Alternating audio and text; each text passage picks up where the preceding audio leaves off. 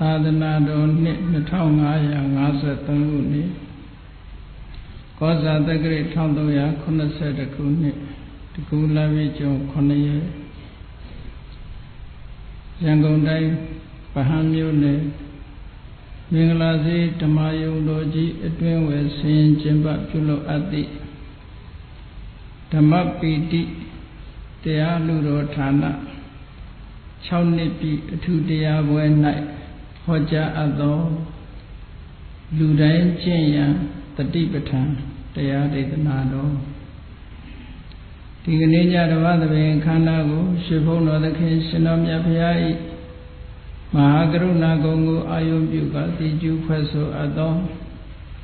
ဝန္ဒနာပနာမအာတိတဂါထာကိုရွတ်ဆိုပူဇော်ခြင်းဖြင့်စတင်ကြရအောင်ယောကပကောတိဟိပိအပမေယံဂာလံကရွန်တောတိဒုက္ခရာနိခေရံကတောလောကဟိတယာနာထောနမောမဟာကရုဏိကတတတယောနာထောဝိနိယမြာစွာတတဝါဤချမ်းသာစေပွားလိုလားတောင်းတဂုံပေါင်းခါသဖြင့်နာထမြညာခြင်းရှင်တော်မြတ်ဖရာသည်ကပ္ပဂေါတိဟိပိဂရေကဘာအရေးအတွက်သင်္ချာတို့ဖြင့်တော်လဲအဘယ်မေယံရေအတွက်တိုင်းတာဖော်ပြခြင်းငါမစွမ်းနိုင်ပါသောကာလံလေးအသင်ချေသိမ့်နေကဘာရှိကြသောကာလပတ်လုံးလောကဣတယတတ္တလောကဤအကျိုးစီးပွားအလုံးငါအတိဒုက္ခရာနိဥ္စာတဲ့ခြင်းလက်အင်္ဂါမေတ္တာကြီးမှသမိတာနှင့်တထာဇနီစွန်ခြင်းကြီးဟုကျက်တိထဝေငါးသွဲအစုအလုံးခဲရင်သောအမှုတော်ကိုကရွန်တော်ဖျားဖြစ်ရန်ဤတန်ကြိုးကုတ်အထုတော်မူရသည်ဖြစ်ပြီးခေရန်လက်ရှိမျက်လုံးအသက်ဆုံးလျက်နှလုံးစိတ်ဝံကိုရောဤပင်မခြင်းတို့ကတောဘဝဒါနံကျင့်ဖန်များစွာရောက်တော်မူခဲ့ရရှာလေပြီမဟာကရုဏီကတတတဝါများယဝေတာကဲ့သို့တနာချစ်ခင်မဟာကရုဏာဆင်းဖြစ်တော်မူသောတသနာတသဝိနည်းများစွာတတဝါဤချမ်းသာစီးပွားလိုလားတောင်းတဂုံပေါင်းခါသဖြင့်နာထမြညာထိုရှင်တော်မြတ်ဖရာအားနမောယုတိပြောင်းမှန်ကိုလျော်၍ကရောယုကျိုးရှိခိုးခြင်းသည်အထုဘဝတုစင်စစ်မသွေဖြစ်ပါစေတည်း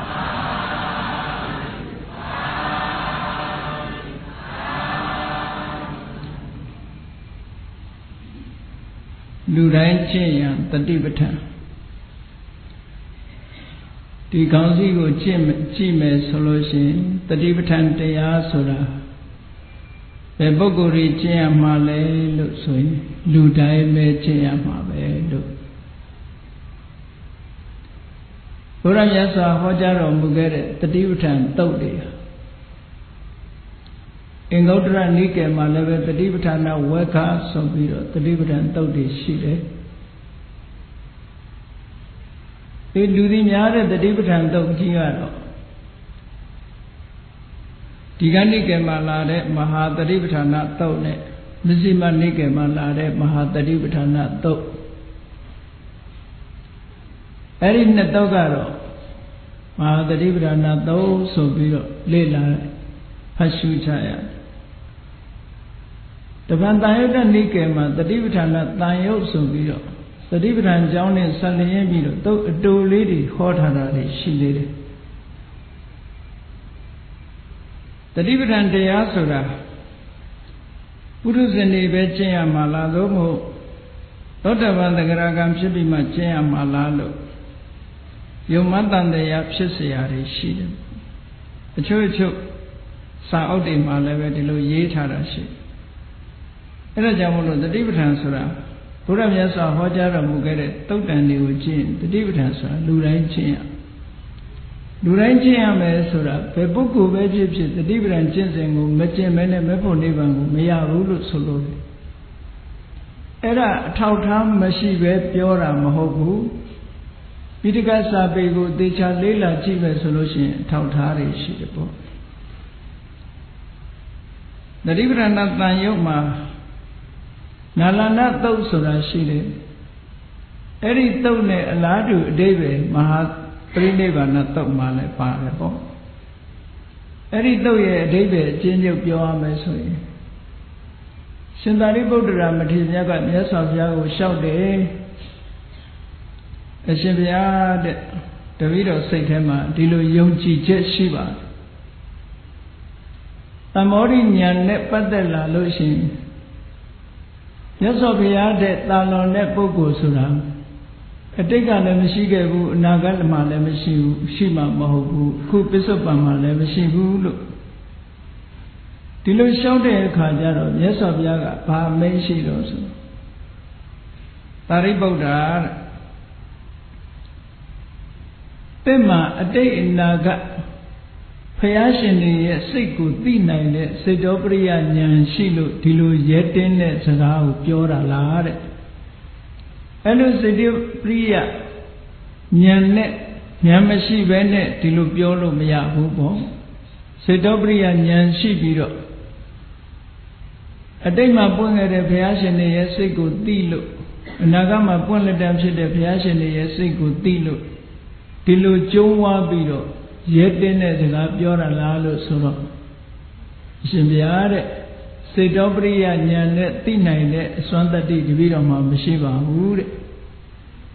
သို့တော်လည်းပဲတပည့်တော်မှာဓမ္မနွားရလို့ခေါ်တဲ့အနုမန္တဉာဏ်ရှိပါတယ်ကြောင်းကျိုးဆင်ခြင်တတ်တဲ့အသိဉာဏ်ရှိပါတယ်အဲ့ဒီအသိဉာဏ်နဲ့တပည့်တော်မှာရဲရဲဝံ့ဝံ့ဆုံးဖြတ်ပြီးတော့ပြောတာဖြစ်ပါတယ်အဲ့ဒီမှာရှင်သာရိပုတ္တရာမထေရမြတ်ကဥပမာလေးနဲ့ရှောက်တယ်နေကြားဒေသကကင်းမြို့ကလေးတစ်မြို့နေကြားဒေသမှာတစ်ဖက်ရန်သူတွေမလာနိုင်အောင်တကားတစ်ပေါက်ထဲတင်ထားပြီးတော့တတိုင်းလုံးလုံးခြုံခြုံနဲ့တိဆောက်ထားတဲ့ကင်းစခန်းကမြို့လေးတစ်မြို့အဲ့ဒီမြို့လေးမှာအမတန်စဉ်းစားဉာဏ်ရှိပြီးလိမ္မာပဏ္ဏလာတဲ့တကားမှုကြီးတူခန့်ထားတယ်အဲ့ဒီတကားမှုကြီးကမြို့တိုင်းကိုလှက်ပတ်ပြီးတော့စစ်ဆေးလိုက်တာလူဝင်ပေါက်တကားပေါက်ကြီးကလွဲလို့ကြံတဲ့အပေါက်ကလေးတွေဘယ်နေရာမှမရှိဘူးနောက်ဆုံးမှကြောင်လေးတစ်ကောင်ထွက်တာလောက်အောင်တောင်းအပေါက်မတွေ့ဘူးတဲ့တိုင်းဟာအမတန်မှလုံခြုံစိတ်ဆက်တယ်အဲ့ဒါကိုကြည့်ပြီးတော့သူဘယ်လိုဆုံးဖြတ်တော့ဆိုရင်ဒီမြို့ထဲဝင်သမျှပုဂ္ဂိုလ်တွေအားလုံးဟာဟောဒီတကားပေါက်တစ်ပေါက်ထဲကပဲဝင်ရတာပဲလို့ဒီလိုဆုံးဖြတ်တယ်လို့ပဲတပည့်တော်မှာကြောင်းကျိုးဆင်ခြင်နိုင်တဲ့အနုမန္တဉာဏ်ရှိပါလေဗျာတဲ့ဘလို့ကြောင်းကျိုးဆင်ခြင်တာတော့ဆိုရင်လောကမှာပွင့်တော်မူတဲ့ဘုရားမှန်သမျှဟာဘုရားတိုင်းဟာစိတ်ရဲ့အညစ်အကြေးဖြစ်တဲ့စိတ်ဓာတ်ကိုညှဉ်းနှွမ်းစေတတ်တဲ့ပညာကိုအားပြော့သွားစေတတ်တဲ့နိဝရဏတရား၅ပါးကိုဖယ်ရှားရအဲ့ဒါတွေကိုဖယ်ရှားပြီးတော့မှတတိပဋ္ဌာန်အာယုံ၄ပါးပေါ်မှာစိတ်ကိုတည်ဆောက်ပြီးဘုဇင်9ပါးကိုပွားများပြီးတော့မှဖျားဖြစ်ကြတာကြီးပဲတဲ့ဘယ်ဖျားပဲကြည့်ဒီစခန်းဒီလမ်းကပဲအကုန်လုံးသွားကြတယ်။ဩရှင်သာရိပုတ္တရာလျှောက်တဲ့ထဲမှာသေချာကြည့်မယ်ဆိုလို့ရှိရင်သမာဓိစွမ်းနဲ့နိဝရဏတရား၅ပါးကိုဖယ်ရှားရမယ်။ဖယ်ရှားပြီးတဲ့အခါတတိပဋ္ဌာန်၄ပါးပေါ်မှာစိတ်ကိုအခြေစိုက်ပြီးတော့ဝိဇ္ဇင်9ပါးပွားရမယ်။ဓမ္မသာလင်တရားတို့တရားမြတ်ရနိုင်တယ်လို့ဒီသုတ္တံမှာဒီလိုဟောတာ။အဲ့လိုတပည့်တော်မှာအနုမန္တဉာဏ်ရှိပါတယ်လို့ဆိုတော့ မြတ်စွာဘုရားကသာဓုခေါ်ပြီးတော့ဒီဆုံးဖြတ်ချက်ကိုတဲ့ဘာဘုရားပေါ်မှာတန်တရားရှိတဲ့ပုဂ္ဂိုလ်တွေတန်တရားခင်းသွားအောင်ပရိသတ်၄ပါးမှာမကြမကြဟောပေးပါလို့တိုက်တွန်းတယ်သို့သောအဲ့ဒီစကားနဲ့ပတ်သက်ပြီးတော့အနောက်တိုင်းမှာအင်္ဂလိပ်လိုရေးထားတဲ့ပုဂ္ဂိုလ်ကစာရေးဆရာတူကသူလိုချင်တဲ့အချက်ကလေးကိုဖြတ်ယူပြီးတဲ့အခါကျတော့ရှင်သာရိပုတ္တရာကဘုရားနဲ့တူတဲ့ပုဂ္ဂိုလ်တံဘောဓိဉာဏ်အရာမှာဘုရားနဲ့တူတဲ့ပုဂ္ဂိုလ်ဘယ်တော့မှမပေါ်ခဲ့ဘူးဆိုတဲ့စကားကိုပြောလို့ရှင်သာရိပုတ္တရာဟာအကျဉ်းအမောင်းခံရတယ်လို့ဒီလိုရေးထားတယ်မမှန်မကန်ရေးထားတာလေအဲ့ဒီလိုရှိတယ်မူရင်းစာပေကိုမသိဘူးဆိုလို့ရှိရင်အဲ့ဒီစာအုပ်ဖတ်လိုက်တာနဲ့တပြိုင်နက်ရှင်သာရိပုတ္တရာဘုရားကအကျဉ်းအမောင်းခံရတယ်ဒီစကားပြောမိလို့အကျဉ်းအမောင်းခံရတယ်ဆိုတဲ့အဓိပ္ပာယ်မှာအဆုံးသတ်နေမဟုတ်ဘူးမြတ်စွာဘုရားကရှင်းပြစေခြင်းလို့မေးတဲ့စကားခုနကမင်းမှာစေတောပရိယဉာဏ်ရှိရလားမရှိဘဲနဲ့ဘာဖြစ်လို့မရှိဘူးဆိုရင်ဘယ်လိုလုပ်ပြီးတော့ဒီလိုရဲတင်းတဲ့စကားပြောနိုင်မလဲလို့ဆိုတာအဲ့တော့ရှင်သာရိပုတ္တရာဖြေတယ်ဓမ္မနွားရလို့ဆိုတဲ့အနုပါဏဉာဏ်သူ့မှာရှိပါတယ်ဆိုပြီးရှင်းပြတော့သစ္စာဘုရားတာရုခေါ်တာအဲ့ဒီဏိဂုံးဆွဲတာကိုမရေးဘဲနဲ့ရှင်သာရိပုတ္တရာဟာဘုရားကုံကိုအလွန်အကျွံကြီးချီးမွမ်းလို့အကျဉ်းမောင်းခံရတယ်လို့ရေးထားမမှန်မကန်ရေးထားချက်ပဲပေါ့ဒါကြောင့်မလို့ဗုဒ္ဓဇင်းလို့ရေးထားတဲ့စာအုပ်တိုင်းဟာမှန်ကန်တဲ့စာအုပ်တွေမဟုတ်ဘူးသူတို့ထင်မြင်ချက်တွေကိုရေးတာဖြစ်လို့မူရင်းစကားမူရင်းတုတ်တန်ရှာဖွေပြီးတော့ဖတ်တင်တယ်ပေါ့အဲ့ဒီတုတ်တန်ကိုကြည့်လိုက်မယ်ဆိုလို့ရှိရင်ကြည့်ဖျားဖြစ်တဲ့ပုဂ္ဂိုလ်တိုင်းပုဂ္ဂိုလ်တိုင်းဟာနိဝရဏတရား၅ပါးကိုဖယ်ရှားပြီးတတိပဋ္ဌာန်၄ပါးပေါ်မှာစိတ်ကိုကောင်းစွာတိဆောက်ပြီးဘုဇင်9ပါးပွားမှဖျားဖြစ်တယ်ဆိုတော့ဖျားဖြစ်တဲ့လမ်းကြောင်းကလည်းဒီလမ်းကြောင်းပဲအဲ့ဒါနဲ့အလားတူဥဒ္ဒိယတုတ်မှလည်းပဲမြတ်စွာဘုရားရှင်အာနန္ဒာကရှင်းပြတဲ့စကားလေးတစ်ခုရှိတယ်လောကကြီးကလွတ်မြောက်သွားတဲ့ပုဂ္ဂိုလ်တိုင်းပုဂ္ဂိုလ်တိုင်းဟာတဲ့နိဝရဏတရား၅ပါးကိုဖယ်ရှားပြီးတော့တတိပဋ္ဌာန်တရား၄ပါးပေါ်မှာစိတ်ကိုအခြေစိုက်ကဘုဇင်9ပါးပွားမှပွားပြီးတော့သာလောကကြီးကထွက်မြောက်နိုင်တယ်လွတ်မြောက်နိုင်တယ်လို့ဒီတိုင်းပဲတစ်ထပ်တည်းဆိုထားတယ်အဲ့တော့တတိပဋ္ဌာန်တရားအာမထုတ်ဖဲနဲ့မက်ဖို့နိဗ္ဗာန်ရတယ်ဆိုပုဂ္ဂိုလ်မရှိဘူးအေးတချို့ကပြောကောင်းပြောလိုက်ပဲဝိသခာ9နှစ်သမီးတော့မြတ်စွာဘုရားတရားဟောလိုက်တဲ့အချိန်9နှစ်အရွယ်လေးနဲ့သောတာပန်ဖြစ်တာဘယ်တတိပဋ္ဌာန်ကျင့်လိုက်ရတော့လို့ထင်ကောင်းထင်လိုက်ဘယ်အချိန်ကျင့်တာတော့ဆိုတရားနာတဲ့အချိန်ကျင့်တာပဲတရားကိုအာယုံစိုက်ပြီးတော့နားထောင်ခြင်းဒီပင်လင်းတဲ့ဒီတရားကိုအာယုံစိုက်ပြီးတော့နားထောင်နေတာဟာ apply လုပ်နေတာ apply လုပ်နေတာအဲ့ဒီအချိန်ဟာကျင့်နေတဲ့သဘောပဲဘာဖြစ်လို့လဲဆိုတော့တရားကိုအာယုံစိုက်ပြီးတော့ဟောနေတဲ့အချိန်မှာထိုတရားအာယုံကနေပြီးစိတ်ကိုတခြားမရောက်စေပဲလောဘလည်းမဖြစ်ဘူးဒေါသလည်းမဖြစ်ဘူးမောဟလည်းမဖြစ်ဘူးအသိဉာဏ်တွေဟာတစ်ဆင့်ပြီးတစ်ဆင့်ရှင်းပြတဲ့စကားနောက်လိုက်ပြီးတော့ဉာဏ်တွေကပွင့်လင်းပြီးတော့သွားလို့သောတာပန်ဖြစ်တာပေါ့အဲ့ဒါလည်းပဲသူစိတ်ဟာတတိပဋ္ဌာန်တရား၄ပါးပေါ်မှာအာယုံစိုက်တဲ့သဘောပဲဒါကြောင့်မို့လို့နိဝရဏတရားတွေကိုမပယ်ရှားပဲတတိပဋ္ဌာန်ပေါ်မှာစိတ်ကိုအခြေမစိုက်ပဲကြည်လင်မြတ်စွာဘုရားကခန္ဓာ၅ပါးကိုရှင်းပြတယ်လို့ဆိုရင်ဓမ္မာနုပဒနာတတိပဋ္ဌာန်ပဲမဟုတ်လားစိတ်အကြောင်းကိုရှင်းပြနေတယ်ဆိုတဲ့နောက်ကိုအာယုစိုက်ရင်စိတ်တ ानु ပဒနာပဲဖြစ်တာပေါ့ဝေဒနာအကြောင်းကိုရှင်းပြနေအာယုစိုက်ရင်ဝေဒနာနုပဒနာဖြစ်တာပေါ့အဲ့ဒီထဲမှာအာနာပါနအကြောင်းတို့တခြားအကြောင်းတွေကိုရှင်းပြလိုက်မယ်ကာယနဲ့ပတ္တထာတွေရှင်းပြမယ်ဆိုလို့ရှိရင်ကာယ ानु ပဒနာတတိပဋ္ဌာန်ဖြစ်တာပေါ့အဲ့ဒါကြောင့်မို့လို့ဒီတုတ်တန်တွေမှာရှင်းရှင်းလင်းလင်းဒီလိုဆိုထားတာရှိဒါကြောင့်မို့လို့နိဗ္ဗာန်တကားကြီးကို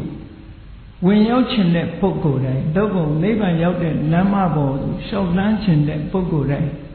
နိဗ္ဗာန်ကိုမျက်မှောက်လို့ပြုလို့တဲ့ပုဂ္ဂိုလ်တိုင်းဟာ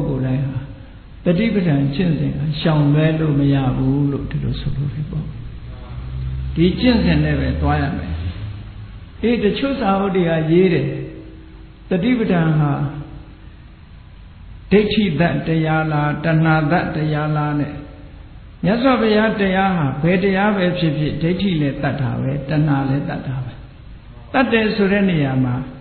အပြည့်အဝအကုန်လုံးဖယ်ရှင်းတာတချို့နေရာမှာတစိတ်တသေးတာပယ်တာလည်းပယ်တာပဲအပြည့်အဝပယ်တာလည်းပယ်တာပဲဆိုပါစို့သောတပန်ပုဂ္ဂိုလ်ဟာဒိဋ္ဌိနဲ့ဝိသိကိစ္စကိုသာလုံးဝအပြည့်အဖယ်ရှားတာဒိဋ္ဌိနဲ့ဝိသိကိစ္စကိုသာဖယ်တာလားဆိုမဟုတ်ဘူးသောတပန်ပုဂ္ဂိုလ်ကတဏှာကိုလည်းဖယ်ရှားတယ်ဒေါသကိုလည်းဖယ်ရှားတယ်မောဟကိုလည်းဖယ်ရှားတယ်သို့သောတဏှာဒေါသတို့မောဟတို့ဆိုတာဖယ်ရှားတဲ့အခါကျတော့အပယ်ကိုချနိုင်တဲ့စွမ်းအားရှိတဲ့တဏှာအပယ်ကိုချနိုင်လောက်အောင်ပြင်းထန်တဲ့ဒေါသအပယ်ကိုချနိုင်လောက်အောင်ဆွတ်ဆောင်နိုင်တဲ့မောဟကိုသာဖယ်တာမောဟတော့ကြံသေးတာပေါ့ဘယ်တရားပဲဖြစ်ဖြစ်မြတ်စွာဘုရားတရားမှန်သမျှကိလေသာပယ်တာကြီးပဲမပယ်တဲ့တရားမရှိဘူးဒါကြောင့်မလို့ဒီလိုမမမကန်ကိုယ့်ရဲ့အာဘော်တွေနဲ့ရေးထားတဲ့စာအုပ်မျိုးကတော့မဖတ်သင့်ဘူးပေါ့ဖတ်မယ်ဆိုလို့ရှိရင်ဒီပုဂ္ဂိုလ်ဟာဇဝေဇဝါဖြစ်ပြီးအမှန်တရားကနေဝေးသွားနိုင်တယ်တဲ့အခုကြည့်လေဘုရားအဆူဆူကျွတ်တော်မူတာဟာလည်းပဲနိဝရဏတရား၅ပါးဖယ်ရှားလို့တတိပဋ္ဌာန်၄ပါးပေါ်မှာစိတ်ကိုအခြေဆိုင်လို့ဝိဇ္ဇင်9ပါးပွားပြီးတော့မှအသိဉာဏ်ဓုတွေကိုရကြတာတဲ့အဲ့ဒါပါဠိတော်ပါဠိမှာဘယ်လိုဆိုတော့ဆိုပင်စနိဝရဏေပဟာယစေတသောဥပ္ပခိလေတိပညာယဒုပ္ပလီကရဏေဆိုလိုတဲ့အဓိပ္ပာယ်ကစေတသောဥပ္ပခိလေတိစိတ်ရဲ့အညစ်အကြေးများဖြစ်နေတဲ့ပညာယဒုပ္ပလီကရဏေပညာတွေကိုအပြော့သွားအောင်ပြုနိုင်တဲ့ပင်စနိဝရဏေပဟာယနိဝရဏတရား၅ပါးကိုဖယ်ရှားရမယ်ဖယ်ရှားပြီးတော့စတုတုတတိပဋ္ဌာနေတုသုပ္ပဋိဋ္ဌိတာစိတ်တာတတိပဋ္ဌာန်တရား၄ပါးပေါ်မှာကြံ့ကြံ့ခိုင်ခိုင်ယက်တည်တဲ့စိတ်ရှိပြီးတဲ့အခါမှာတတ္တဘုဇင်ကြီးဘုဇင်9ပါးတို့ကိုယထာဘူတံဘာဝိတဝမှန်မှန်ကန်ကန်ပွားစေပြီးတော့အနုတ္တတံအဘိတံဘောဓိအဘိတံဘုဇိန်တုထူးခြားတဲ့အဘိတံဘောဓိဉာဏ်ကြီးကိုထိုးထွင်းပြီးတော့သိတော်မူကြတယ်လို့ဟောဘုရားဖြစ်အောင်ကျင့်တာလဲဒီတရားပဲပေါ့တမန်ပုဂ္ဂိုလ်တွေကျင့်ရတာလဲဒီတရားပဲအဲ့ဒါကြောင့်မို့လို့တတိပဋ္ဌာန်နဲ့ပတ်သက်လာလို့ရှိရင်ဘယ်သူတွေကျင့်ရမှာတော့ဆိုအားလုံးပဲကျင့်ရမှာပဲလူတိုင်းကျင့်ရမယ်တရားဖြစ်တယ်အဲ့ဒါနဲ့ပတ်သက်ပြီးတော့ဒီတဲ့ထင်ရှားတဲ့သုတ်တန်တစ်ခုပြောရှင်သာရိပုတ္တရာတို့နဲ့ရှင်သာရိပုတ္တရာနဲ့ရှင်အနုရုဒ္ဓတို့ရဲ့မေးဖြေခန်းလေးတရားဆွေးနွေးခန်းလေးမှာရှင်သာရိပုတ္တရာကမေးတယ်ရှင်အနုရုဒ္ဓကဖြေတယ်တတိပဋ္ဌာန်နဲ့စတဲ့မေးခွန်းအဖြေလွှာလေးကိုရှင်အနုရုဒ္ဓကပေးတယ်ရှင်သာရိပုတ္တရာမေးတာကငါရှင်အနုရုဒ္ဓသေခနဲ့သေခပုဂ္ဂိုလ်ပေါ့သေခနဲ့ပြောကြတယ်ဘယ်လိုအတိုင်းအတာနဲ့မှသေခပုဂ္ဂိုလ်ဖြစ်နိုင်တယ်လေအဲ့တော့နားလည်ရမှာသေခပုဂ္ဂိုလ်ဆိုတာကျင့်စေပုဂ္ဂိုလ်ဘယ်ပုဂ္ဂိုလ်ကိုခေါ်တာတော့ဆိုရင်သောတာပန်တဂရဂံအနာဂံအဲ့ဒီပုဂ္ဂိုလ်၃ခုကိုသေခပုဂ္ဂိုလ်လို့ခေါ်တယ်ယဟန္တာကျတော့အသေခပုဂ္ဂိုလ်ကျင့်ပြီးအပြီးဆုံးရောက်သွားပြီလို့ဒီလိုပြောတာအဲ့တော့ရှင်သာရိပုတ္တရာရဲ့အမေသေခပုဂ္ဂိုလ်ဆိုတာဘယ်အတိုင်းအတာနဲ့မှခေါ်နိုင်တာတုံးလို့ဆိုတော့ရှင်နုရုဒ္ဓဖြေတယ်တတိပဋ္ဌာန်တရား၄ပါးကိုတစိတ်တဒေသလောက်ပွားပြီးလို့သူ့ကိုသေခပုဂ္ဂိုလ်လို့ခေါ်တာပါတဲ့ဟောတတိပဋ္ဌာန်တရားကိုပွားပြီးတာသူတစိတ်တဒေသပွားပြီးပြီပြည့်စုံစုံမပွားနိုင်သေးဘူးဒါကြောင့်မို့သူ သူပွားတာကသောတာပန်ဖြစ်ယုံသဂရဂံဖြစ်ယုံအနာဂံဖြစ်ယုံပဲပွားသေးတယ်ဒါကြောင့်မို့သောတာပန်သဂရဂံအနာဂံပဲဖြစ်သေးတယ်လို့ဒီလိုဆိုလို့အဲ့ဒီတတိပဋ္ဌာန်၄ပါးကိုပြည့်ပြည့်စုံစုံပွားလိုက်လို့ရှိရင်အတိခပုဂ္ဂိုလ်လို့ခေါ်ပါတယ်လို့အတိခပုဂ္ဂိုလ်ဆိုတာပဲတိုင်းတာနဲ့မှခေါ်တော့ဆိုတတိပဋ္ဌာန်တရား၄ပါးကိုပြည့်ပြည့်စုံစုံပွားလိုက်ရင်အတိခပုဂ္ဂိုလ်ခေါ်ပါတယ်လို့ဆိုယဟန္တာဖြစ်ဖို့လည်းပဲတတိပဋ္ဌာန်ပွားရတာပဲသောတာပန်ဖြစ်ဖို့လည်းတတိပဋ္ဌာန်ပွားရတာတချို့ဟာယူဆတယ်တတိပဋ္ဌာန်တရားဆိုတာပုရုဇဉ်တွေမပွားရဘူးတက္ကရာဒိဋ္ဌိပြုတ်ပြီးသားပုဂ္ဂိုလ်မှပွားရတယ်လို့ရေးတဲ့စာအုပ်ကရေးသေးတယ်နော်အဲ့လိုစာအုပ်မျိုးတွေတော့မဖတ်ထိုက်ဘူးပေါ့ဖတ်လိုက်လို့ရှိရင်ကိုယ်ကောင်းထဲမှာအမိုက်တရိုက်တွေထည့်လိုက်တယ်လို့ဖြစ်သွားမှာတော်ကြကြတော့ခေါင်းထဲမှာအမိုက်ပုံကြီးဖြစ်နေရှုပ်ထွေးမှုတွေတခါတလေဖြစ်တတ်တယ်အဲ့တော့မြတ်စွာဘုရားဟောတဲ့တရားမူရင်းတရားကိုပဲသိဖို့လိုတယ်ကိုယ်အတွေးတွေကိုယ်ယူဆချက်တွေနဲ့ရောပြီးတော့ရေးထားတဲ့စာအုပ်မျိုးอ่ะဘယ်စာအုပ်မှမဖတ်သင့်ဘူးအဲ့ဒီလိုဖတ်လို့ရှိရင်မှားမှားယွင်းယွင်းနေဖြစ်သွားနိုင်တယ်ပေါ့ကဲနောက်တစ်ခုဒီတဲ့သေချာတဲ့ဟာတစ်ခုပြောတချို့စာအုပ်မှာရေးတယ်ဒီဟာကဒိဋ္ဌိတတ်တရားမဟုတ်ဘူးလို့တဏှာတတ်တရားမဟုတ်ဘူးလို့တတိပဋ္ဌာန်တရားဟာတဏှာတတ်တရားသာဖြစ်တယ်ဒိဋ္ဌိတတ်တရားမဟုတ်ဘူးလို့ဒီလိုဟောတာတွေရှိသေးတယ်ဒါသူ့အယူဆတတ်တတ်ပဲသူ့အယူဆတတ်တတ်ပဲဒီတဲ့သေချာတဲ့သုတ်တန်တစ်ခုကတတိပဋ္ဌာန်တန်ရုပ်မှာပဲလာတယ်ပါဠဆိုတဲ့သုတ်မြတ်စွာဘုရားသခင်ကိုရောမြတ်ကပါဠဆိုတဲ့ပုံနာရွာမှာနေတဲ့အချိန်မှာဟောခဲ့တဲ့တရားလေးတစ်ခုပဲအဲ့တော့တတိပဋ္ဌာန်တရားကိုဘယ်သူတွေပွားတာတုံးလို့ဆိုတဲ့နေရာမှာမြတ်စွာဘုရားကစချီလိုက်တာသာသနာပေါင်းဝင်လာတဲ့ပုဂ္ဂိုလ်တိုင်းကိုတတိပဋ္ဌာန်တရားပွားများဖို့တိုက်တွန်းပေးရမယ်တဲ့ဒါနံပါတ်1နော်သာသနာပေါင်းဝင်လာကစရှင်ငယ်ယဟန်ငယ်တွေကိုတတိပဋ္ဌာန်တရားပွားလာအောင်တိုက်တွန်းနှိုးဆော်ပြီးတော့ပေးရမယ်အဲ့ဒီရှင်ငယ်ယဟန်ငယ်တွေကတတိပဋ္ဌာန်တရားကိုပွားရဘယ်လိုရည်ရွယ်ချက်နဲ့ပွားရတာတုံးလို့ဆိုလို့ရှိရင်တတိပဋ္ဌာန်ရဲ့အာယုံဆိုတာကာယဝေဒနာစိတ်ဓမ္မ၄မျိုးအာယုံပေးထားတယ်ကာယရဲ့သဘာဝဝေဒနာရဲ့သဘာဝစိတ်ရဲ့သဘာဝဓမ္မရဲ့သဘာဝတွေကိုမှန်မှန်ကန်ကန်သိဖို့အတွက်တတိပဋ္ဌာန်တရားပွားပါဒါရည်ရွယ်ချက်ကဒါပုရုဇဉ်ကိုပွားခိုင်းနေတာဒါဖြင့်ပုရုဇဉ်ဘဝလွန်မြောက်သွားလို့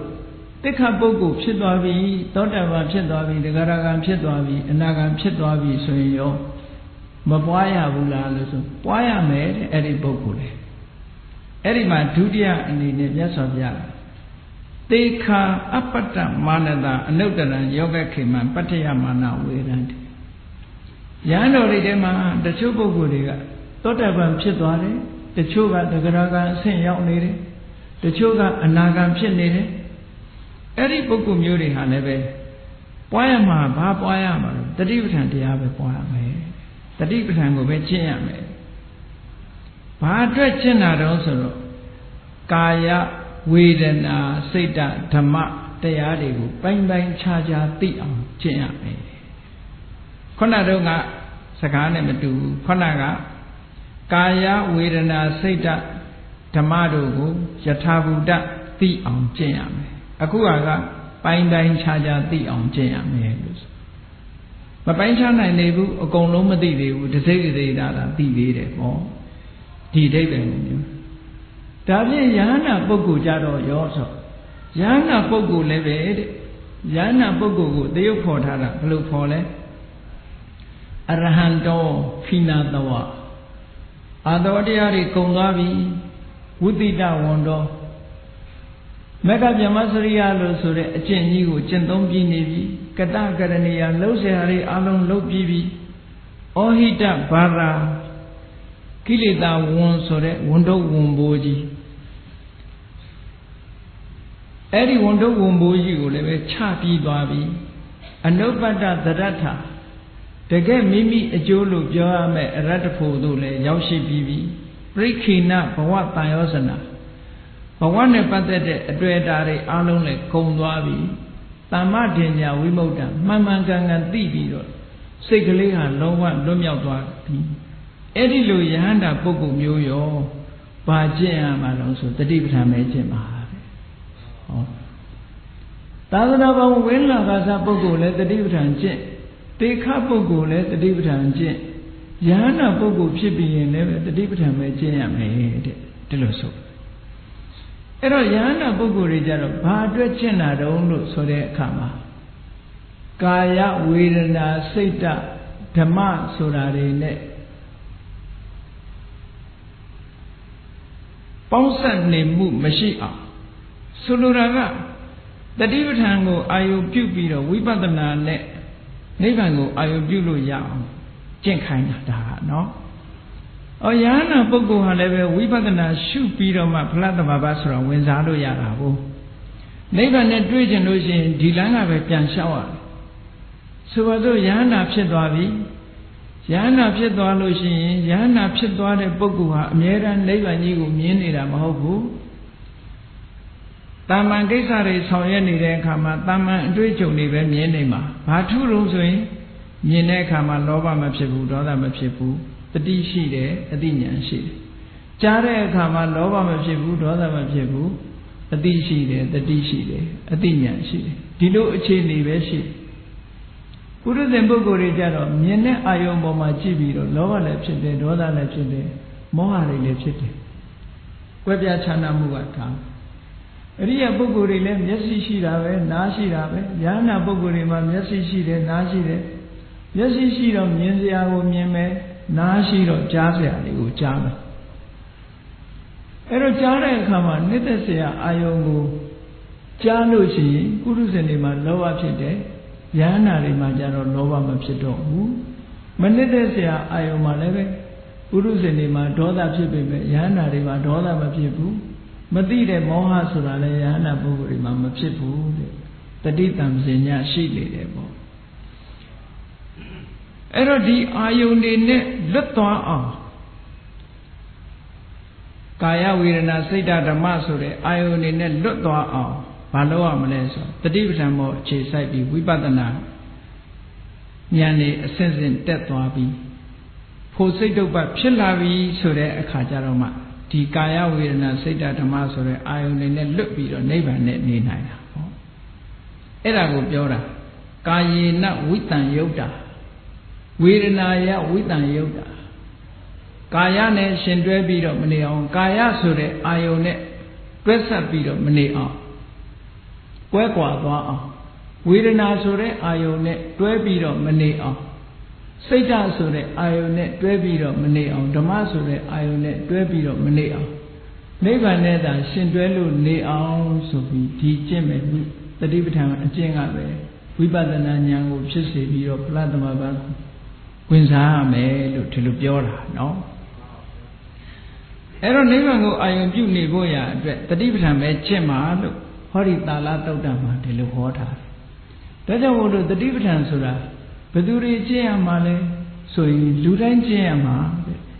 လူတိုင်းကျင့်ရအလုံးကျင့်ရမယ်တရားအင်္ဂုတ္တရနိကေမှာဒီတတိပဋ္ဌာန်နဲ့ပတ်သက်ပြီးတော့တတိပဋ္ဌာန်ဝက်ဆိုပြီးတော့ဟောထားတာရှိသေးတယ်ဟောထားတာရှိသေးတယ်သုတ်ပေါင်း30ရှိတယ်အဲ့ဒီမှာတတိပဋ္ဌာန်ကဘာအတွက်ကျင့်ရတာတုံးဆိုတာနဲ့ပတ်သက်ပြီးတော့မြတ်စွာဘုရားကရှင်းလင်းပြီးတော့ဟောထားတယ်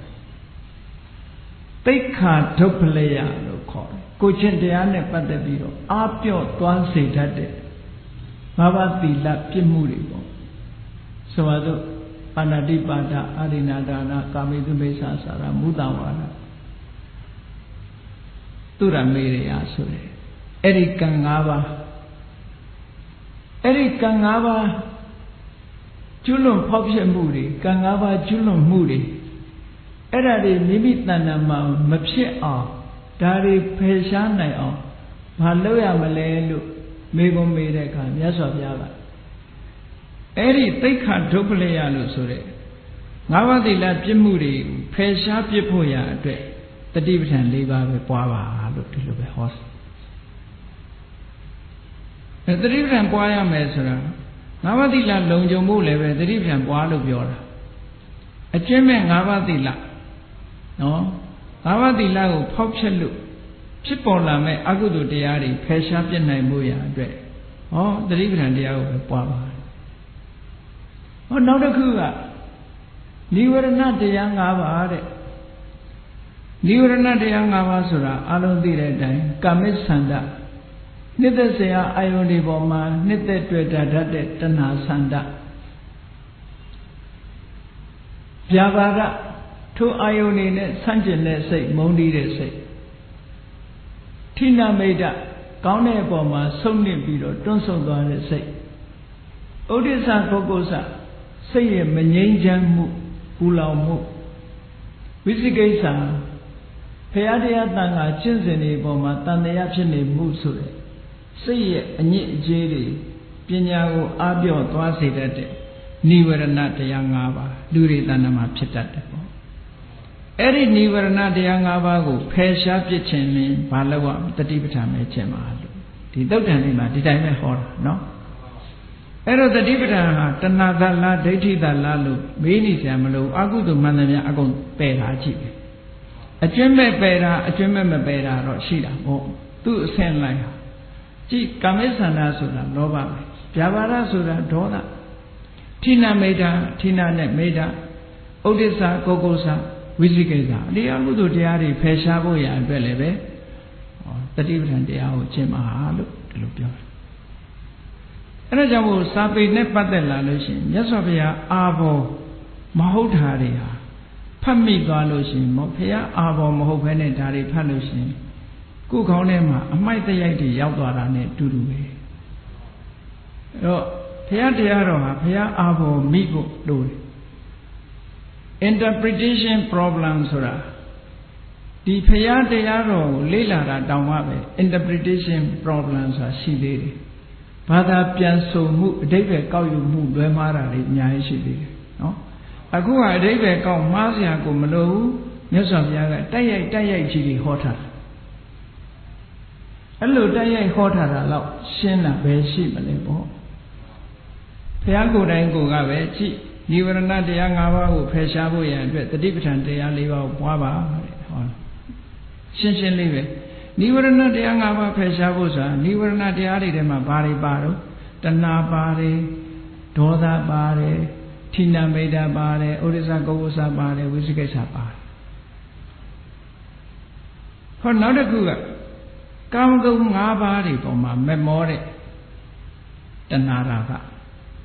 ကာမဂုဏ်လို့ဆိုတာကာမဆိုတာနှစ်သက်เสียအာယုန်တွေကိုကာမလို့ခေါ်တယ်နှစ်သက်เสียအာယုန်တွေဆိုတာမျက်စိကမြင်တဲ့အာယုန်ကနှစ်သက်เสียကောင်းတဲ့မျက်စိကမြင်ရတဲ့အာယုန်နှစ်သက်เสียကောင်းတဲ့နားကကြားရတဲ့အသံအာယုန်နှစ်သက်เสียကောင်းတဲ့နှာခေါင်းကလမ်းရှူရတဲ့အနံ့အာယုန်နှစ်သက်เสียကောင်းတဲ့လျှာနဲ့လဲရတဲ့အရသာအာယုန်နှစ်သက်เสียကောင်းတဲ့ခန္ဓာကိုယ်နဲ့ထိတွေ့ရတဲ့ဖုဒ္ဓဘာအာယုန်အဲ့ဒီအာယုန်တွေဟာစိတ်ကိုနှောင်ဖွဲ့ထားတတ်သောကြောင့်ဂုဏနှစ်သက်เสียလိုချင်เสียကောင်းသောကြောင့်ကာမအဲ့ဒီစကားနှစ်ရပေါင်းစပ်ပြီးတော့ကာမဂုဏကာမဂုဏ်လို့ခေါ်တာအဓိပ္ပာယ်ကဒီဂုဏ်ဆိုတာကဂုဏ်ရှိတယ်ဆိုတဲ့စကားနဲ့ဂုဏ်နဲ့မတူဘူးနော်ဗမာတွေမှာအဲ့ဒီစကားလုံးကိုရောသွားတယ်ဂုံတရေရှိတယ်ဆိုတဲ့ဂုံကတစ်မျိုးအရေးချင်းတွေကိုပြောတာကာမဂုံဆိုတာကဂုံရှိတာကိုပြောတာမဟုတ်ဘူးကာမဆိုတာနှစ်သက်စရာကောင်းတဲ့အာယုံဂုဏဆိုတာစိတ်ကိုနှောင်ဖွဲ့ထားတတ်တယ်လို့ဒီလိုအဓိပ္ပာယ်ပြောတာဟုတ်တယ်လေစိတ်ကိုနှောင်ဖွဲ့ထားလို့လူတိုင်းဟာယုံမှမထွက်နိုင်တာဟိုစိတ်ကလေးကဒါကြောင့်အဲ့ဒီကာမဂုံအာယုန်တွေကနေယုံထွက်ဖို့ကာမဂုံအာယုန်တွေကနေဖယ်ရှားနိုင်ဖို့ဆိုလို့ရှိရင်လည်းဘာလို့တတိပဋ္ဌာန်ပဲပွားပါတဲ့ဟောဒါတွေကိုဖယ်ရှားဖို့တတိပဋ္ဌာန်ကိုပွားပါကြည့်နောက်တစ်ခုတစ်ခါမြတ်စွာဘုရားဟောတယ် ဩရမကိယတန်ရောစဉ်၅ပါးကိုဖယ်ရှားခြင်းလဲတတိပဋ္ဌာန်ပဲပွားပါတယ်ဩရမကိယတန်ရောစဉ်ဆိုတော့ကာမဘုံ၌ကာမအာယုန်တွေနဲ့ဆက်ဆက်ပြီးတော့ကာမဘုံမှာဖြစ်စေနိုင်တဲ့တန်ရောစဉ်တွေကိုဩရမကိယတန်ရောစဉ်လို့ခေါ်တယ်အဲ့ဒီဩရမကိယတန်ရောစဉ်ဆိုတော့ဘာလို့ဆိုတက္ကာယဒိဋ္ဌိဝိသိကိစ္စသီလဝတ္တပရမာသကာမရာဂဖြာပါတာအဲ့ဒီ၅မျိုးကိုပြောတာတက္ကာယဒိဋ္ဌိဆိုတာခန္ဓာ၅ပါးနဲ့ပတ်သက်တဲ့မှားယွင်းတဲ့အမြင်ပေါ့ခန္ဓာ၅ပါးတွေကတစ်ခုခုကိုအတ္တသို့မဟုတ်အတ္တရဲ့ property ဖြစ်မြင်တယ်ခန္ဓာ၅ပါးတွေကတစ်ခုကိုအတ္တသို့မဟုတ်အတ္တရဲ့ပစ္စည်းအတ္တပိုင်ဆိုင်တဲ့အရာဒီလိုမြင်တယ်ပေါ့အဲ့ဒီလိုမှားယွင်းတဲ့အမြင်ကိုတက္ကာယဒိဋ္ဌိလို့ခေါ်တာတက္ကာယဆိုတာတကယ်ရှိတဲ့ခန္ဓာ၅ပါးဒိဋ္ဌိဆိုတာမရှိတဲ့ထင်မြင်ယူဆချက်ကြီးမှားယွင်းတဲ့ထင်မြင်ယူဆချက်ရှိတာကခန္ဓာ၅ပါးမရှိတာကအတ္တနဲ့အတ္တနိယမရှိဘူးရှိတဲ့ခန္ဓာ၅ပါးပေါ်မှာမရှိတာနဲ့တွေးထင်ပြီးတော့မှားယွင်းနေတဲ့အယူဆတရားကိုတက္ကာယဒိဋ္ဌိလို့ခေါ်တာနော်အဲ့ဒီတက္ကာယဒိဋ္ဌိဟာဒါဒိဋ္ဌိပဲပေါ့အဲ့ဒီကြည့်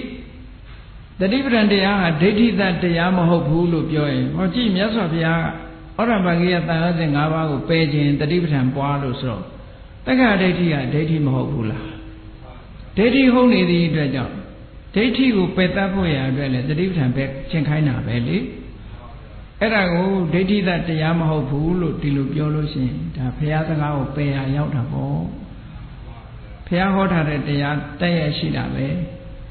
နော်တက္ကာယဒိဋ္ဌိဝိသိကိစ္စဝိသိကိစ္စကိုဖယ်ရှားခြင်းလည်းတတိပဋ္ဌာန်ကိုပဲပွားရဘုရားတရားတန်ခါအကျင့်သိက္ခာပฏิပဒါနဲ့ပတ်သက်ပြီးတော့တန်တရားဖြစ်နေတာဝိသိကိစ္စမဆုံးပြနိုင်နဲ့အဲ့ဒီဝိသိကိစ္စကိုဖယ်ရှားခြင်းလည်းတတိပဋ္ဌာန်ပဲပွားပါတဲ့နောက်တစ်ခုကသီလပတ္တပရမတ္တအလေးအထားနဲ့အကျင့်ပေါ်မှာမှန်မှန်ယွင်ယွင်သုံးသပ်ရှုမြင်တယ်ဘယ်လိုမှန်မှန်ယွင်ယွင်သုံးသပ်ရှုမြင်တာဘယ်လိုအကျင့်လဲဘယ်လိုအလေးအထားလဲလို့ဆိုရင်နွားတစ်ကောင်ရဲ့အလေးအထားအဲ့ဒီအလေးအထားကိုစောင့်တည်လိုက်နွားတစ်ကောင်ရဲ့အလေးအထားကိုသီလလို့ခေါ်တယ်ဒီနေရာမှာတော့じゃသီလဆိုရင်၅ပါးသီလတွေပါတွေသွားမတွေးနဲ့အောင်စကလုံးတူပေမဲ့လို့အဓိပ္ပာယ်ကမတူဘူးနော်အဲ့တော့သီလပဋ္ဌာန်ပရမတ္ထမှာသီလဆိုတာနွားတစ်ကောင်ရဲ့အလေးအထားသို့မဟုတ်ခွေးတစ်ကောင်ရဲ့အလေးအထားဒါအလုံးသိတယ်နွားကဘာလို့တတ်တယ်လဲခွေးကဘယ်လိုနေတယ်လဲဒါသူ့ရဲ့အလေးအထားအပြုအမူ behavior ကိုပြောတာနော်အဲ့ဒီနွားတစ်ကောင်ရဲ့အလေးအထားခွေးတစ်ကောင်ရဲ့အလေးအထားကိုသီလအဲ့ဒီအလေးအထားကိုလိုက်နာကျင့်သုံးမှုစောင့်တည်လိုက်တာကဝတ္တကြည့်နွားလိုကျင့်မယ်ခွေးလိုကျင့်မယ်ဘူပိုင်း practice နဲ့ကနိုင် practice လို့ခေါ်အဲ့ဒါလိုနွားလိုကျင့်ခွေးလိုကျင့်ခြင်းဖြင့်တန်တရားဝကလွတ်တယ်တရားထုတရားမြတ်ရနိုင်တယ်လို့ယူဆတာကပရာမာသမှားမှားယွင်ယွင်သုံးသပ်ယူဆမှုတဲ့အဲ့ဒီအဓိပ္ပာယ်ဒါလည်းပဲနိုင်ငံသားကဘာသာပြန်တဲ့စာအုပ်တွေမှာတော်တော်မှားမှားယွင်ယွင်ပြန်တယ်သီလပဋ္ဌာန်မှာပရာမာသကို right and ritual လို့ဒီလိုပြန်တယ်ဒါလည်းမဟုတ်ဘူးမဟုတ်တဲ့ဘာသာပြန်ဆိုချက် right and ritual ဆိုတဲ့ဒီအခမ်းအနားတွေဘာသာရေးအခမ်းအနားတွေပြောတာမဟုတ်ဘူးအေးနိုင်ငံညာရေးတဲ့စာအုပ်တွေမှန်တယ်များ right ritual တွေကြီးပဲရေးကြတယ်မှန်မှန်ရွင်ရေးတာဒါထေရဝါဒကျမ်းဂန်မှာဒီလိုမလာဘူးဒီစကားလုံးရဲ့အဓိပ္ပာယ်ကိုကြာကြာနာနာပါဠိတော်တွေမှာဖွင့်ဆိုရှင်းလင်းထားပြီးသားရှိတာပေါ့အဲ့ဒါလို့ရှိရတဲ့နဲ့ကိုကြိုက်တာကိုပြန်လို့ရှိရင်တော့ဒါဘုရားတရားမဟုတ်ဘူးပေါ့အဓိပ္ပာယ်ကိုကိုလိုချင်တာကိုကိုပြောလို့မရဘူးလေဒီစကားလုံးကိုဘုရားကသုံးတာဆိုတော့ဘုရားရဲ့ဖွင့်ဆိုချက်အတိုင်းပဲလိုက်ရမှာပေါ့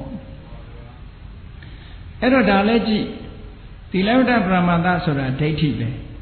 အဲ့ဒီသီလဝတ္တပရမတ္ထဆိုတဲ့အယူမှားမှုကိုဖယ်ရှားခြင်းလို့ရှိရင်လည်းတတိပဋ္ဌာန်တရားကိုပဲကျင့်ပါတဲ့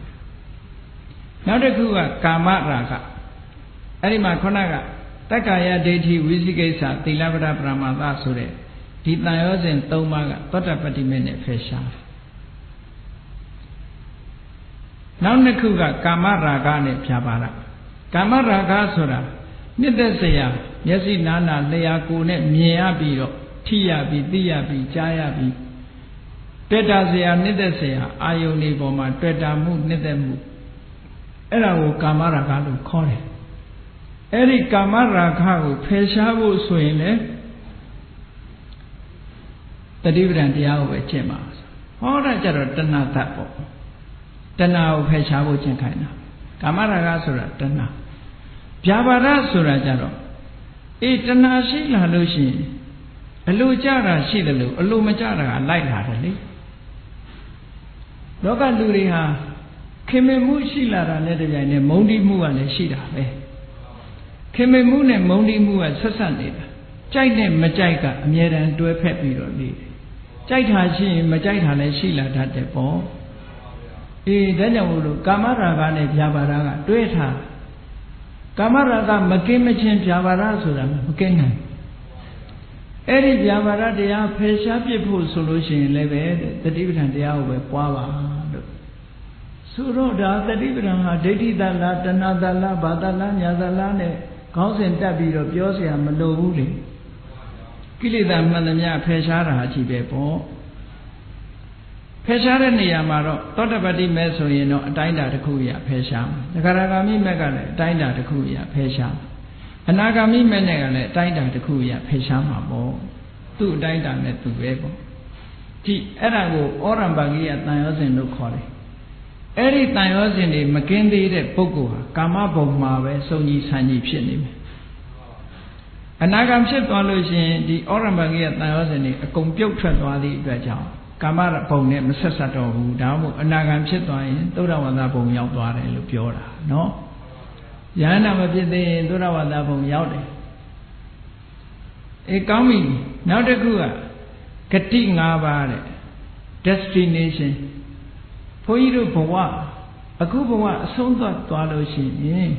သွားရမယ့်လမ်းကြောင်းကြီး၅သွယ်ရှိတယ်လူတိုင်းအတွက်၅သွယ်ရှိတယ်အဲ့ဒါကိုဂတိ၅ပါးလို့ပြောတာလူတိုင်းအတွက်လမ်းကြောင်းကြီး၅သွယ်ဘယ်လမ်းဟာအဖုံဆုံးလို့ထင်တယ်လေနော်အဲ့ဒီလမ်းကြောင်းကြီး၅သွယ်ကဘာတွေလဲလို့ဆိုရင်နိရယဂတိတဲ့ငရဲဆိုတဲ့လမ်းကြောင်းငရဲဘုံတိရိစ္ဆာနဂတိတရိစ္ဆာန်ဘုံတရိစ္ဆာနဂတိပေတဂတိပြိတ္တာဘုံပြိတ္တာလမ်းကြောင်းမနုဿဂတိလူဘုံလူဘဝဒေဝဂတိနတ်ဘုံနတ်ဘဝလို့ဟောလမ်းကြောင်းကြီး၅သွယ်ရှိတယ်ဂတိ၅ပါးပုရုဇဉ်တွေဟာဟောဒီလမ်းကြောင်းကြီး၅သွယ်ဒီဘဝကအဆုံးသတ်သွားရင်တလန်းမဟုတ်တလန်းကိုရှောင်လန်းကြမှာပဲအကုသိုလ်တွေလွန်ကဲလာလို့ရှိရင်တော့နိရိယဂတိကိုရှောင်လန်းသွားကြမှာပဲသူတို့ရဲ့ destination ငရဲပဲဖြစ်မှာပေါ့အဲ့ဒီတဲ့နည်းနည်းသက်သာလို့ရှိရင်တိရိစ္ဆာန်ဘုံဖြစ်မှာပေါ့အဲ့ဒီတဲ့နည်းနည်းသက်သာလို့ရှိရင်ပေတဂတိဆိုတာဖြစ်မှာပေါ့အကုသိုလ်တွေကလွတ်ကင်းပြီးတော့ကုသိုလ်အကျိုးပေးဖို့အလှည့်ကြုံလာလို့ရှိရင်မနုဿဂတိနဲ့ဒေဝဂတိပဲပေါ့အဲ့ဒီလမ်းကြောင်းကြီး၅သွယ်ရှိတယ်အဲ့ဒီဂတိ၅ပါးဖယ်ရှားပြီးတော့ဘယ်ဂတိမှမရောက်ချင်ဘူးဆိုလို့ရှိရင်ဘာလို့ရမလဲတတိပဋ္ဌာန်တရား၄ပါးပဲပွားပါဘယ်ဂတိမှမရှိတာဂတိအလုံးကလွတ်သွားတာယဟန္တာဖြစ်တာကိုပြောတယ်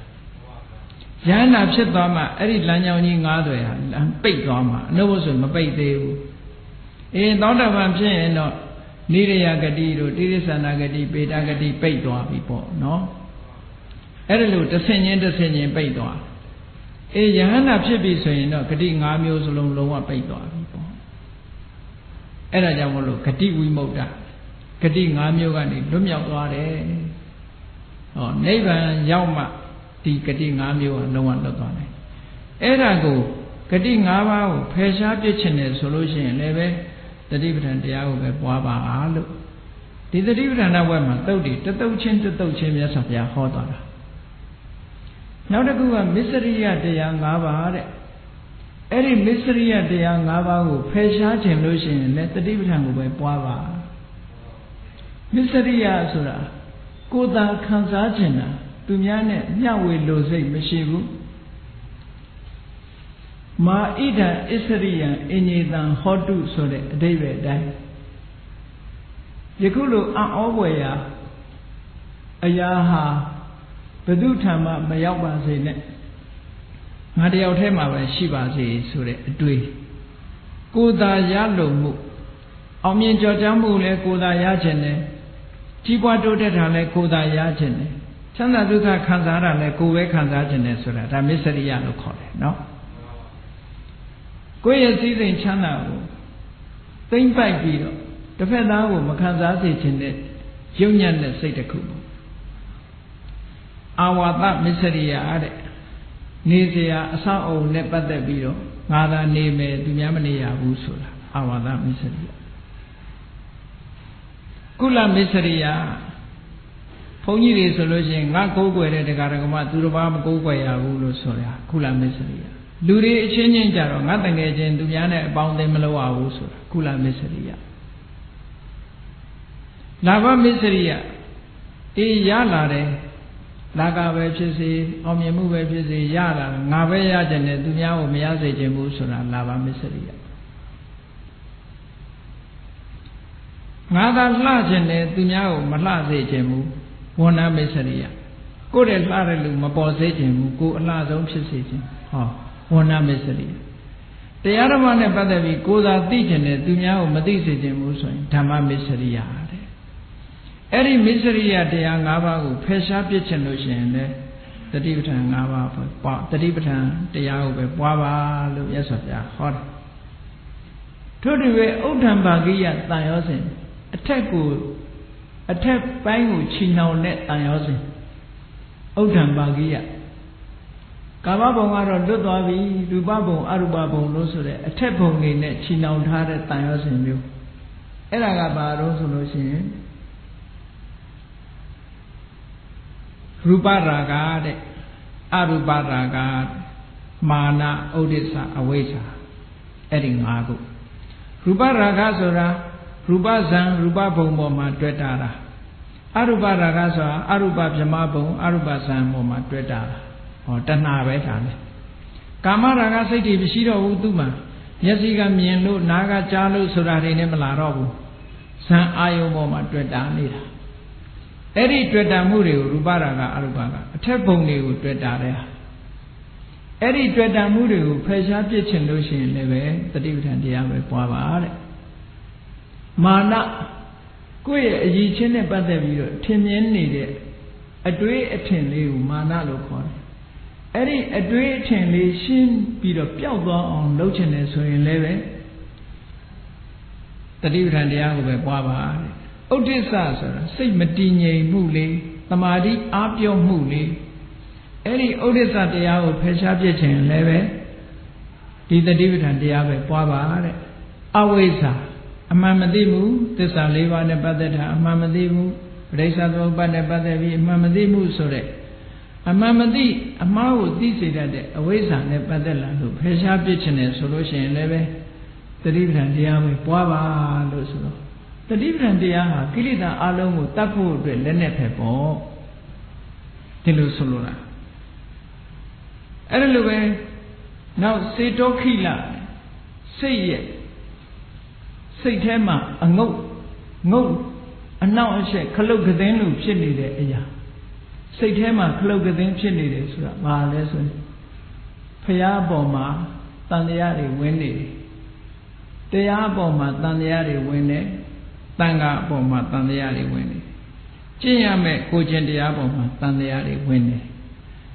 The Rendombo, Jim or Jimma, Malo Montamu, say the she. Edarigo, say Dokila no core. Say ye Sunyang Clo, Solula. Langayiboma, Sunyang Clo, she needed solution. The Lamboga Piatware Luda and Clodeg, Susume. The say that she needed them, did Bawa de Ade, she needed them, never Lanya, Veroma Chomwe, Mam Ho, Clo Cadeni, she needed. Dajan was say Dokila no core. Eri say Dokila, they go shin pitch and lotion and leve, the dividend they have a power to do Yasa.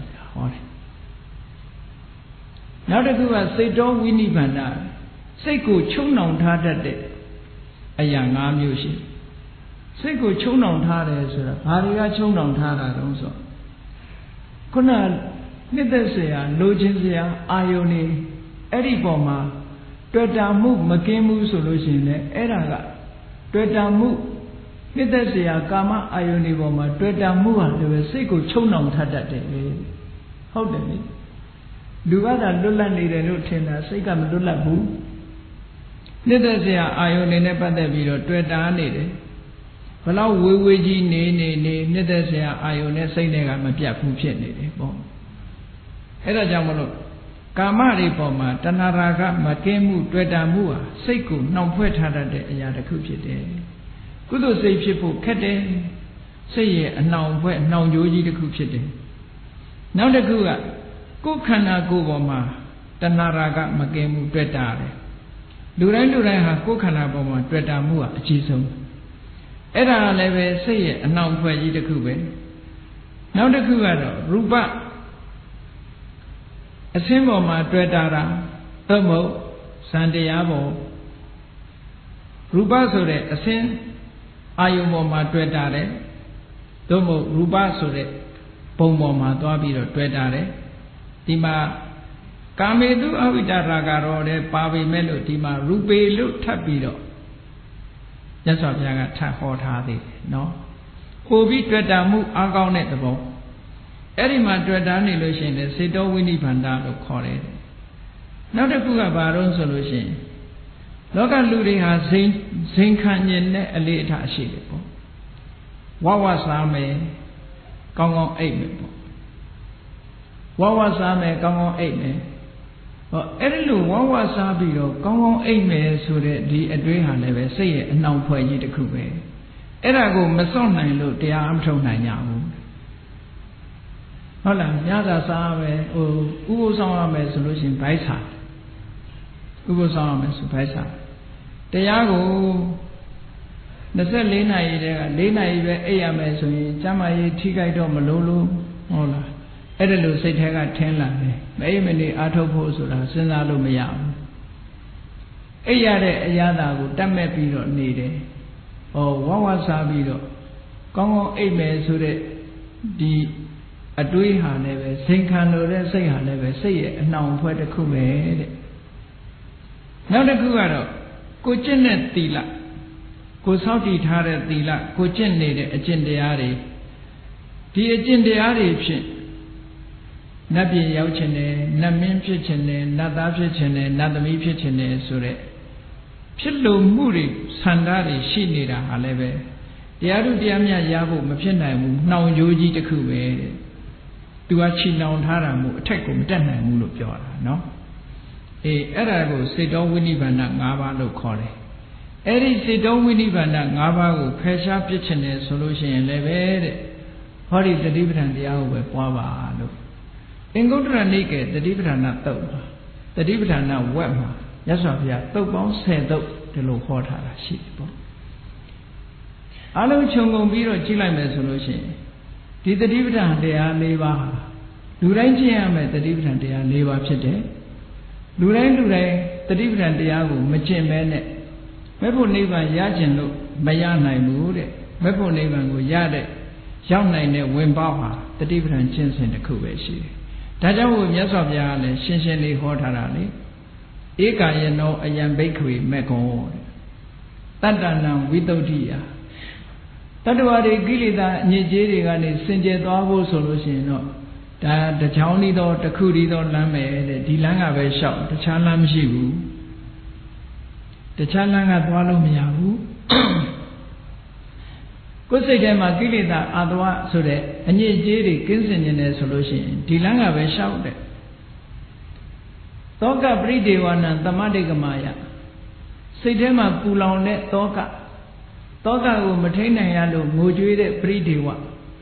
ဒါတွေကိုကြော်လွှားခြင်းနဲ့ဆိုလို့ရှိရင်လည်းပဲဒီလမ်းကိုပဲလျှောက်လို့ပြောတာဒီလမ်းဆိုတာပါလေတတိပဋ္ဌာန်ကိုပြောတာတတိပဋ္ဌာန်ကျင့်တယ်ပဲကျင့်ရမယ်လို့ဒီလိုပြောတာဒုက္ခဒေါမနတဏအထင်ကမာယကိုယ်ဆင်းရဲမှုတွေစိတ်ဆင်းရဲမှုတွေလုံးဝချုပ်ငြိမ်းသွားဖို့အတွက်လဲဒီလမ်းကပဲလျှောက်ပါတဲ့ဒါတခုတည်းသောလမ်းကြောင်းပဲတဲ့ဩကာယိကဒုက္ခဆိုတာတွေကြုံတွေ့ရတယ်ထိုကာယိကဒုက္ခတွေပေါ်မှာစေတသိကဒုက္ခဆိုတာထပ်ပေါ်လာတယ် အဲ့ကာယိကဒုက္ခစေတသိကဒုက္ခဆိုတာသူကသူရှင်းပြီးသားပဲရှင်းပြီးသားကိုတချို့ကအကျိုးဒုက္ခအကြောင်းဒုက္ခနဲ့နားရှုပ်အောင်ရှောက်ပြီးတော့ရေးတဲ့စာအုပ်ကရှိသေးတယ်နော်ဘာမှအကျိုးတွေအကြောင်းတွေပြောစရာမလိုဘူးစေတကာယိကဒုက္ခဆိုတာခန္ဓာကိုယ်မှာကြည်သွားကြိုက်တယ်နားကြိုက်တယ်ကာယိကဒုက္ခသွားကြိုက်တယ်နားကြိုက်တယ်ကြောအောင်တယ်ခန္ဓာကိုယ်မှာဖြစ်ပေါ်လာတဲ့ဆင်းရဲတွေကဒါကာယိကဒုက္ခလို့ခေါ်တယ်အဲ့ဒီကာယိကဒုက္ခကြောင့်ထပ်ဆင့်ဖြစ်ပေါ်လာတဲ့စိတ်ဆင်းရဲမှုကစေတသိကဒုက္ခဒေါမနတလို့ခေါ်တာဘုရားယန္တာတွေကြတော့ကာယိကဒုက္ခတော့ရှိတယ်စေတသိကဒုက္ခမလာဘူးပုရုဇဉ်တွေကြတော့ကာယိကဒုက္ခဖြစ်ရင်စေတသိကဒုက္ခကထပ်လိုက်လာတယ်ဖြစ်ရလေခြင်းဟုတ်လားနာရင်မခံနိုင်တော့ဒေါသဖြစ်တယ်စိတ်ညစ်တယ်ဖြစ်လာယန္တာပုဂ္ဂိုလ်တွေကြတော့ကာယိကဒုက္ခကိုရှုနိုင်သွားရှုနိုင်တဲ့အတွက်ကြောင့်စေတသိကဒုက္ခမလာတော့ဒါကြောင့်မို့လို့တန်လတုတ်မှာမြတ်စွာဘုရားကဟောထားတာရှိတယ်ဒါအကြောင်းဒုက္ခအကျိုးဒုက္ခလို့ပြောစရာဘာမှမရှိဘူးเนาะကာယိကဒုက္ခစေတသိကဒုက္ခဆိုတာရှင်းနေတာပဲခန္ဓာကိုယ်မှာဖြစ်တဲ့ဒုက္ခခန္ဓာကိုယ်မှာဖြစ်တဲ့ဒုက္ခအပေါ်မှာစိတ်မချမ်းသာဖြစ်ရင်စေတသိကဒုက္ခဖြစ်တယ်ယဟန္တာပုဂ္ဂိုလ်တွေကြတော့ဘုရားယဟန္တာကြတော့ကာယိကဒုက္ခတွေဖြစ်ပြီးတော့စေတသိကဒုက္ခမလိုက်ဘူးပုရုဇဉ်တွေကြတော့ကာယိကဒုက္ခဖြစ်တာနဲ့စေတသိကဒုက္ခလိုက်လာတယ်အဲ့ဒါကြောင့်မို့လို့တန်လတုတ်မှာပုရုဇဉ်တွေဟာမြားနှစ်ချက်အစူးခံရတယ်လို့ပြောတာကာယိကဒုက္ခအပြင်ထပ်ပြီးတော့စေတသိကဒုက္ခထပ်ပိုးလာတဲ့အခါကျတော့ပိုမဆိုးပေဘူးလားဟုတ်လားသွားကြိုက်တာသူ့ဘာသူကြိုက်တာပဲသွားကြိုက်တဲ့အပေါ်မှာဖြစ်ရလေခြင်းဆိုတဲ့စိတ်ဆင်းရဲမှုကထပ်ပါလာဒီလိုပေါ်လာသည့်အတွက်ကြောင့်သူကသွားကြိုက်တာကဒုက္ခတစ်ခုသွားကြိုက်တဲ့အပေါ်မှာမခံမရနိုင်ဖြစ်တဲ့စိတ်ဆင်းရဲမှုကဒုက္ခတစ်ခုဖြစ်သွားတယ်အဲ့လိုထပ်ပိုးလာတာကိုပြောတယ်ကောင်းပြီအဲ့လိုကာယိကဒုက္ခစေတသိကဒုက္ခတွေလုံးဝချုပ်ငြိမ်းသွားခြင်းနဲ့ဆိုရင်လည်းပဲတတိပ္ပံကျင့်စဉ်ဟာတခုတည်းသောလမ်းကြောင်းမှာပဲတဲ့ဒီလမ်းကြောင်းကပဲရှောင်အောင်မှာပါတဲ့ဒီနေရာမှာဒါအစိုးတရားတွေကိုဖယ်ရှားတာလို့ခေါ်တယ်အစိုး၄မျိုးလို့ပြောအစိုး၄မျိုးဆိုတာတောကလည်းပဲနှလုံးသားကိုပူလောင်စေတတ်လို့အစိုးပဲပရိဒေဝဆိုတာလည်းငိုရတာဖြစ်လို့ကြောင့်အစိုးပဲကာယိကဒုက္ခကိုယ်ဆင်းမှုကလည်းအဆိုးပဲစေတသိကဒုက္ခလည်းပဲအဆိုးပဲအဲ့ဒီအဆိုးတရား၄မျိုးဖယ်ရှားပြစ်ဖို့ဟာလဲဟောတာတခုတည်းသောလမ်းကြောင်းပဲဒါဖြင့်အကောင်းတရားတွေကိုဘာတွေသက်ဆောင်ပေးနိုင်လို့ဆိုတော့ခုနပြောတဲ့ကိလေသာအညစ်အကြေးတွေကစိတ်ကိုဆေးကြောတန့်စင်ပေးဖို့ဆိုလည်းပဲဒီလမ်းကြောင်းကပဲဆေးကြောတန့်စင်ပေးနိုင်တယ်လို့ပြောတာတဏှာကညှဉ်းနှွမ်းလာတဲ့မိမိတို့ရဲ့စိတ်တွေကိုဖြူစင်သွားအောင်ဆေးကြောပြစ်နိုင်တာဟောဒီတတိပဋ္ဌာန်လေးခုတော့တခုတည်းသောလမ်းကြောင်းပဲနောက်ညာယတအဓိကမညာယဆိုတာနိဗ္ဗာန်သွားတဲ့အကြောင်းတရားနိဗ္ဗာန်ကိုရောက်စေနိုင်တဲ့အကြောင်းတရားနိဗ္ဗာန်ဆိုတာနိဗ္ဗာန်ကိုထုတ်လုပ်တဲ့အကြောင်းတရားတော့မရှိဘူးရောက်စေတတ်တဲ့အကြောင်းတရားကတော့ရှိတယ်တမ္ပါပကဟေတုလို့ခေါ်တယ်ဇနကဟေတုမရှိဘူးနိဗ္ဗာန်ဆိုတာဘာနဲ့လှုပ်ထားတာမှမဟုတ်ဘူးအဲ့တော့နိဗ္ဗာန်ဆိုတာကိုရောက်စေနိုင်တဲ့အကြောင်းတရားကဘာလဲဆိုရင်ခုပြောတဲ့အရိယာမဂ်ခင်၈ပါးအကျင့်တရားပဲအဲ့ဒီမဂ်ခင်၈ပါးအကျင့်တရားကိုဒီနေရာမှာညာယလို့ခေါ်တာအဲ့ဒီညာယလို့ဆိုတဲ့မဂ်ခင်၈ပါးအကျင့်တရားကိုရရှိဖို့ဆိုတာလည်းပဲဟောဒီလမ်းကြောင်းကပဲလျှောက်ပါလို့ပြောတာလမ်းကြောင်းပေါ်မရောက်ဘဲနဲ့နိဗ္ဗာန်ကိုမသွားနိုင်ဘူးလေထို့တူပဲနိဗ္ဗာန်ကိုတကယ်မျက်မှောက်ပြုတယ်မျက်မှောက်ပြုတယ်ဆိုတော့နိဗ္ဗာန်ကိုတကယ်စိုက်ထိပြီးတော့နိဗ္ဗာန်ကိုအတွေ့အကြုံတကယ်ခံစားရတဲ့အနေအထားမျိုးပေါ့နိဗ္ဗာန်ကိုကိုယ်တွေ့သိရှိတယ်အသိဉာဏ်နဲ့ကိုယ်တိုင်သိရှိတဲ့နိဗ္ဗာန်သစ္စိကရိယာဆိုနိဗ္ဗာန်ကိုမျက်မှောက်ပြုနိုင်တယ်ဆိုတာ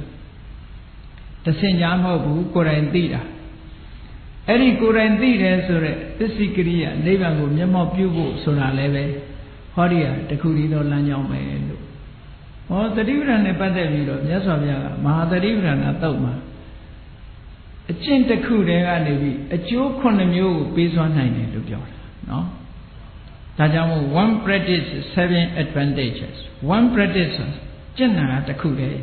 တတိပဌာန်ဆိုတဲ့ကျင့်စဉ်တစ်ခုဟာ7 advantages အကျိုး9မျိုးသက်ဆောင်ပေးတယ်တစ်ချက်ခုတ်ရင်9ချက်ပြတ်တယ်ပေါ့အကျိုး9မျိုးရနိုင်တယ်လို့ဒီလိုပြောတာအဲ့ဒါကြောင့်မို့လို့တတိပဌာန်ကျင့်စဉ်ဟာအခုဒီတုတ်တွေကိုလေ့လာပြီးတော့ကြည့်မယ်ဆိုလို့ရှိရင်တတိပဌာန်တရားကိုဘယ်သူတွေကျင့်ရမှာလဲဆိုရင်တတိပဌာန်တရားဆိုတာလူတိုင်းကျင့်ရမှာဖြစ်တယ်နောက်ဆုံးမှာယဟန္တာပုဂ္ဂိုလ်တော်မှပဲတတိပဌာန်ပဲကျင့်ရမှာဖြစ်တယ်ပေါ့ဒါကြောင့်မို့လူတိုင်းကျင့်ရတတိပဌာန်ဆိုတာမြတ်စွာဘုရားဒေသနာတော်တုတ်တန်တွေကိုရှင်းလင်းပြောပြီးတော့ဒီခေါင်းစဉ်ဖြင့်ဟောကြားပေးတာဖြစ်ပါတယ်အားလုံးဟာဘုရားမြတ်စွာရဲ့တရားဓမ္မတွေကိုနာယူပြီးတဲ့အခါအမှန်အတိုင်းသိရှိပြီးတော့တတိပဌာန်ဟာ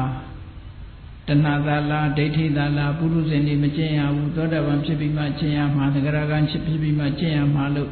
စသဖြင့်ပြောဟောရေးသားနေရင်လက်ခံနိုင်စရာမရှိဘူးဘုရားတရားတော်နဲ့မညီဘူးလို့ပြောရမှာပေါ့အေးဒါကြောင့်မလို့တရားချက်ခင်သူတော်စင်ပြိဿပေါင်းတို့သည်ဘုရားမြတ်စွာဟောကြားတော်မူခဲ့တဲ့အတိုင်းတို့တွေဟာနိဗ္ဗာန်ရောက်ချင်လို့ရှိရင်တခုတည်းသောကျင့်ရမယ်တရားဟာတတိပဌာန်တရားပဲဖြစ်တယ်နိဝရဏတရား၅ပါးကိုဖယ်ရှားပြီးတတိပဌာန်တရားပေါ်မှာစိတ်ကိုအခြေစိုက်လို့ဝိဇ္ဇင်9ပါးပွားများခြင်းဖြင့်သာလျှင်တို့တွေနိဗ္ဗာန်ရနိုင်မှာဖြစ်တယ်ဒီလမ်းကလွဲပြီးတခြားလမ်းမရှိဘူးဆိုတာသိရှိယုံကြည်ပြီးကိုယ်စီကိုယ်ငှကြိုးစားအားထုတ်နိုင်ကြပါစေကုန်သတည်း